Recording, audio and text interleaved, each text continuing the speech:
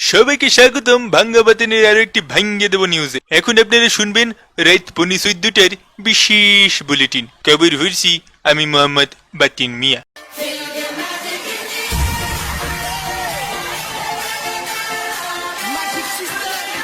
দীর্ঘ 5 দিন বন্ধ থাকার পর বাসাবাড়িতে চালু হলো ব্রডব্যান্ড ইন্টারনেটের গতির জোয়ারে ভেসে যাচ্ছে দেশ। ঠেলা গাড়ি স্পিডে চালু হয়েছে ইন্টারনেট। এই ভিডিও এখনই বাঁধবে, এই বাঁধলে বলে বাদ গেছে, বলেছিলাম না। যাই হোক, এই ইন্টারনেট বন্ধ করে একবারে এক যুগ পিছনে পাঠিয়ে দিয়েছিল।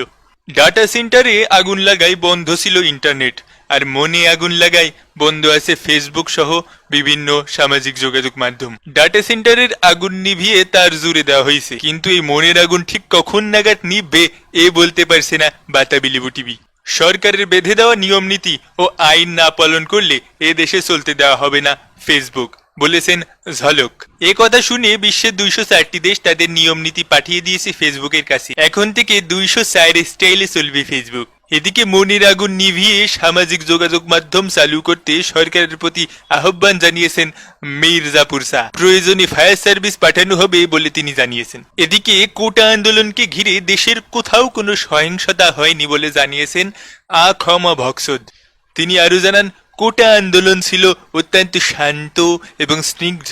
16 জুলাই থেকে এখন পর্যন্ত দেশের কোথাও কোনো হতাহতের খবর খুঁজে পাওয়া যায়নি। দেশে যেন এক খুশির বন্যা বইছে। আহা, কি আনন্দ আকাশে এবং বাতাসে, চরম শান্তি বিরাজমান। তবে ইন্টারনেট আর কদিন বন্ধ রাখলে ইন্টারনেটের জন্য এর থেকেও ভয়াবহ আন্দোলন শুরু হয়ে যেত। আমরা যে জাতি হিসেবে মোবাইল খোর তা সবারই জানা। এদিকে ইন্টারনেট এবং বিদ্যুৎ না থাকায় দেশে জিনের উপদ্রব বেড়েছে। গায়েবী পদ্ধতিতে অনেকেই গায়েব হয়ে যাচ্ছেন। কিছু প্রত্যক্ষদর্শী জানিয়েছেন, জিনের মাথায় হেলমেট এবং হাতে হকি স্টিক দেখা যায়। আবার জিন অন্ধকারে থাকলে মাঝে মাঝে তার মুখ দিয়ে আগুন বের হয়। কাছে গেলে দেখা যায় জিন দাঁড়িয়ে বিড়ি টানছে। এ কথা বলেও দাবি করেছেন অনেকে।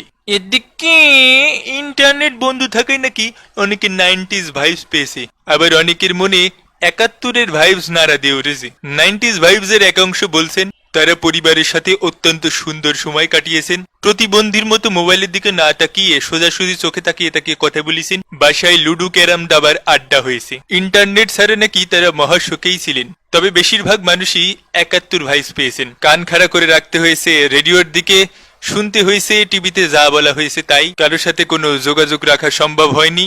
কেউ গায়েব হয়ে গেলেও খোঁজ মেলেনি স্বজনদের। দেশের বেশিরভাগ মানুষের কাছেই এ ছিল এক দুশ্চিন্তার মহাসপ্তাহ, যা